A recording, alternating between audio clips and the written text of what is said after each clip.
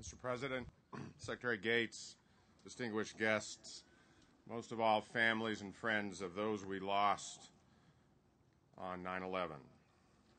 Inside the Pentagon, near the chapel, lies a quilt on display.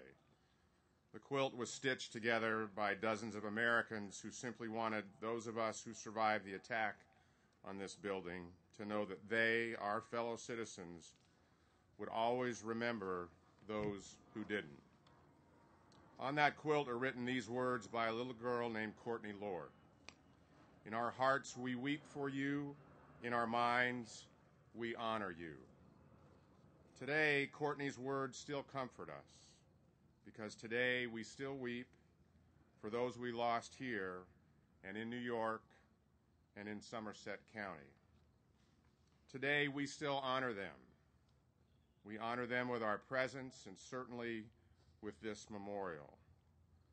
Mostly, we honor them with our lives, with what we have done from that day to this, the sacrifices we have borne, the laughter we have shared, the hope we have dared to let back into our hearts.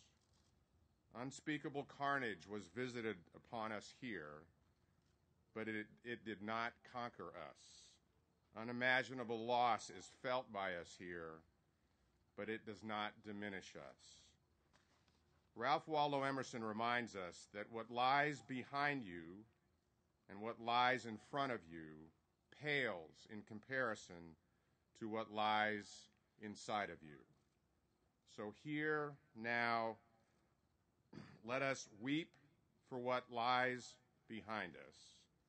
Let us honor what lies in front of us, but let us remember always what lies inside of us. Please join me now in a moment of silence and remembrance.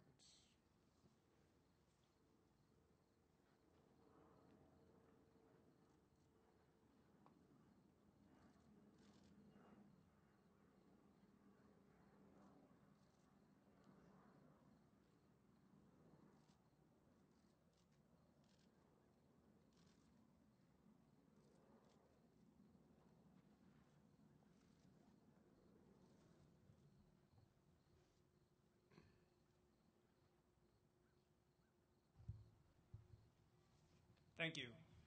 Ladies and gentlemen, the Secretary of Defense, Robert M. Gates. Mr. President, distinguished visitors, friends and family members, thank you for being here. 9 years ago today, on a day much like this, the calm of a clear September morning was shattered by the worst act of terrorism in our nation's history. The attacks on the World Trade Center, Flight 93 over Shanksville, Pennsylvania, and the Pentagon, steps from where we stand today, claimed thousands of innocent victims and forever scarred their family and friends and all Americans. Today we honor and remember those who fell, surrounded by those who loved them and who still feel the pain of that loss. This remembrance continues in ways large and small. Yesterday, as the chairman just mentioned, we had the official presentation of the Pentagon 9/11 quilt, featuring the faces of all 184 of those who died on these grounds. We're grateful for the work and dedication of all the volunteers who brought that moving project into reality. And just west of here, a portion of Washington Boulevard is being renamed 9/11 Heroes Memorial Highway to remind those passing by what happened here on that day. Today, we also reflect on what those attacks meant for an entire generation of young Americans who answered the call to serve. Since then, thousands have made the ultimate sacrifice, and their absence, too, is felt today and every day. Our troops and their families have paid a steep price these past 9 years, but have also shown resilience and strength in the best traditions of the country, a country that cherishes their service and the memory of those that have fallen. We are honored that the President is once again here to help us commemorate this anniversary. And so it is my great pleasure to introduce our Commander-in-Chief, the President of the United States.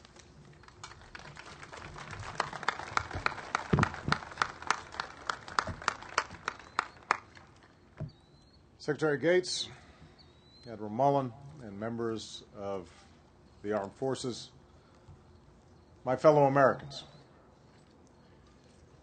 most of all to you, survivors who still carry the scars of tragedy and destruction, to the families who carry in your hearts the memory of the loved ones you lost here.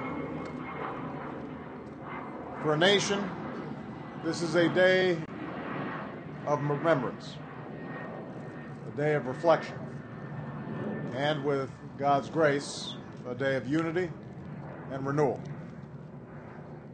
We gather to remember at this sacred hour on hallowed ground, at places where we feel such grief and where our healing goes on. We gather here at the Pentagon, where the names of the lost are forever etched in stone. We gather in a gentle Pennsylvania field, where a plane went down and a tower of voices will rise and echo through the ages. And we gather where the Twin Towers fell, a site where the work goes on so that next year, on the 10th anniversary, the waters will flow in steady tribute to the nearly 3,000 innocent lives. On this day, it's perhaps natural to focus on the images of that awful morning, images that are seared into our souls. It's tempting to dwell on the final moments of the loved ones whose lives were taken so cruelly. Yet these memorials and your presence today remind us to remember the fullness of their time on earth. They were fathers and mothers raising their families, brothers and sisters pursuing their dreams, sons and daughters, their whole lives before them. They were civilians and service members. Some never saw the danger coming. Others saw the peril and rushed to save others up those stairwells, into the flames, into the cockpit. They were white and black and brown, men and women and some children, made up of all races, many faiths. They were Americans and people from far corners of the world. And they were snatched from us senselessly and much too soon. But they lived well, and they live on in you. 9 years have now passed. In that time, you have shed more tears than we will ever know.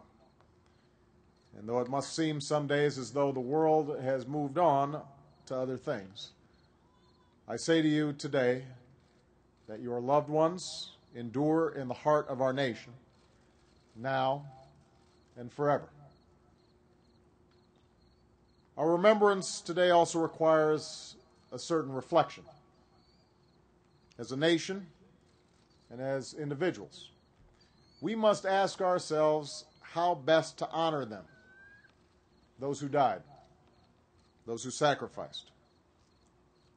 How do we preserve their legacy, not just on this day, but every day? We need not look far for our answer.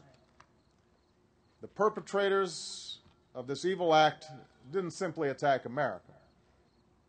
They attacked the very idea of America itself, all that we stand for and represent in the world.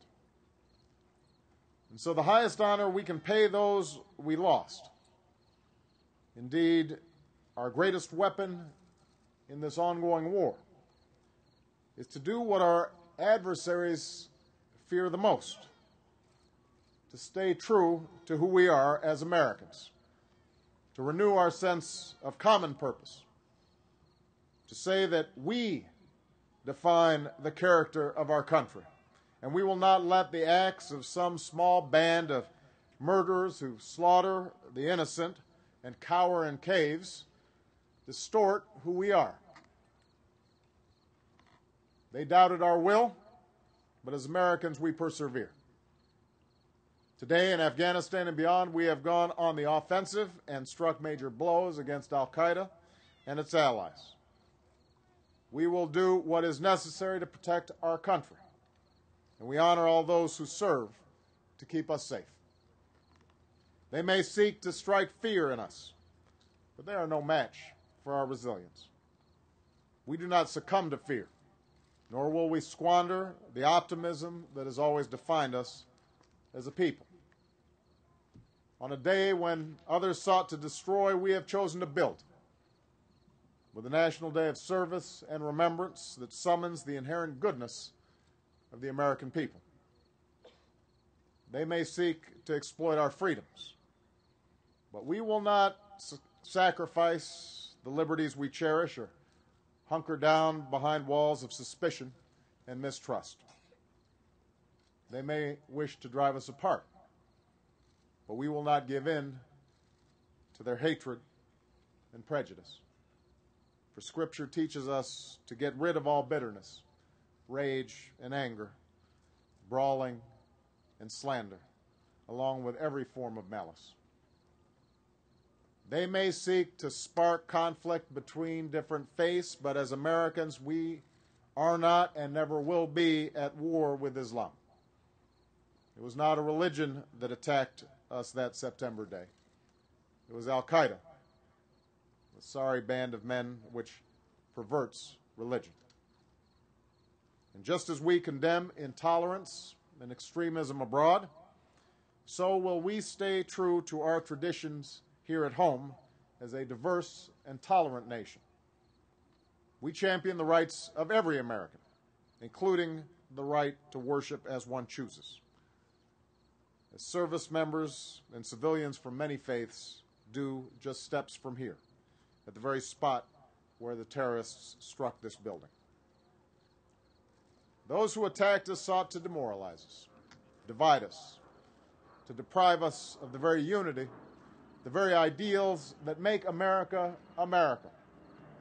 Those qualities that have made us a beacon of freedom and hope to billions around the world. Today, we declare once more, we will never hand them that victory. As Americans, we will keep alive the virtues and values that make us who we are and who we must always be. For our cause is just.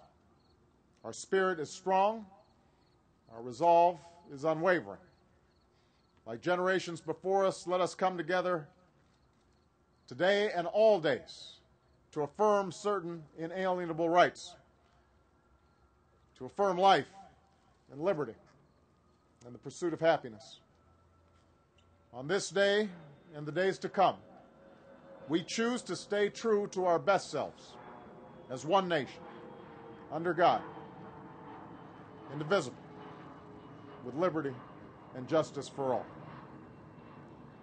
This is how we choose to honor the fallen: your families, your friends, your fellow service members. This is how we will keep alive the legacy of these proud and patriotic Americans. This is how we will prevail in this great test of our time. This is how we will preserve and protect the country that we love and pass it safer and stronger to future generations. May God bless you and your families, and may God continue to bless the United States of America.